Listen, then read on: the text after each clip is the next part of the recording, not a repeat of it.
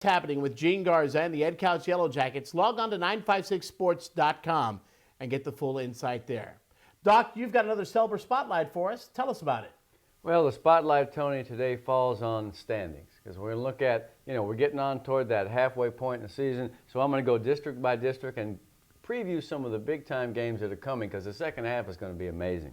All right, let's start in 35A. The Donna Redskins have been, one of the best teams in the Valley here this year. They're undefeated. They've got their three toughest games coming up on the road, starting with North this week. Then they go to Sherryland October 19th. November 2nd, they play at Colonias. If the Redskins win that district, and I'm not saying they won't, they will have earned it, and they will be a great champion in that respect, playing on the road like crazy. Now, 31-5A, everybody knows that there's been a lot of parity. There have already been a lot of crazy games. I don't know if any game could be termed truly an upset because all those teams are just knocking each other around as we expected. Keep an eye on Weslaco and Weslaco East for October 19th.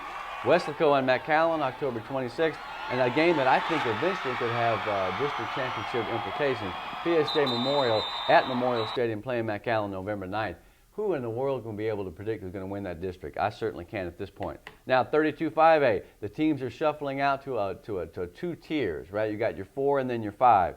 Los Fresnos right now is a team that's standing out to me. They're playing Harlingen this week on the road. They're the only team coming into play this weekend that was in the top 6 in the Valley in both offense and defense. The Falcons are scoring a lot of points. I'm liking the playmakers they have, Colon, Cox, Mata, all those guys, but I'm also impressed by J.J. Hernandez, who's a defensive end who comes off the edge, and he can really make it happen. Another guy, Joseph Rafak, got 39 tackles. Los Fresnos is tough. Harlingen better be ready. That's going to be one of the best games around. Now, as far as Harlingen South goes, that team's looking really good. Jaden Taylor is definitely for real as a running back. He's got 600 yards.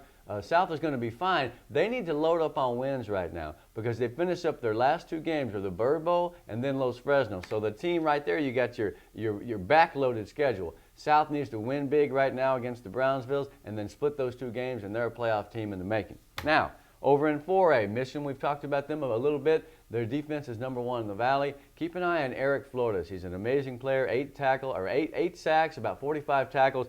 Another couple of guys that will be in the paper as you look. Adonis Juarez is a junior. He had an amazing play against Valley View. And Sergio Guerrero ran a punt back 46 yards for a touchdown. They always have good defense. Hey, listen, that's what that coaching staff focuses on. But they also can score. Mission's looking good. Mercedes, you can't get by without talking about them. The guy that stands out to me, you knew Jerry Pettis, Eduardo Pettis is a great linebacker, 3-year guy. But Gumardo Cuellar is the guy who's really come on. He's leading that team in tackles. Mercedes' defense impressed me. I think they have a chance to win district if they can beat Mission on November 8th. Now, one last deal here on the spotlight, looking at the 3As. Again, I'm going to tell you for the 74th time, I'm not a big fan of the fact that we're already at halfway and they haven't played a district game. I mean, give me a break. Now, when are they going to get going? I'm not saying it doesn't mean anything, but you can't start to really gauge the teams until they play a league schedule. At any rate, Port Isabel's had a strange season. They're 3-2. We had them in our top 10 to start. I'm surprised that they're 0-2 at home. That's a weird thing. They've had a ton of injuries. They had 6 starters out. But if you get 296 yards from Jacob Lozoya like they did 2 weeks ago, that's a team to be reckoned with. They got by Gruya.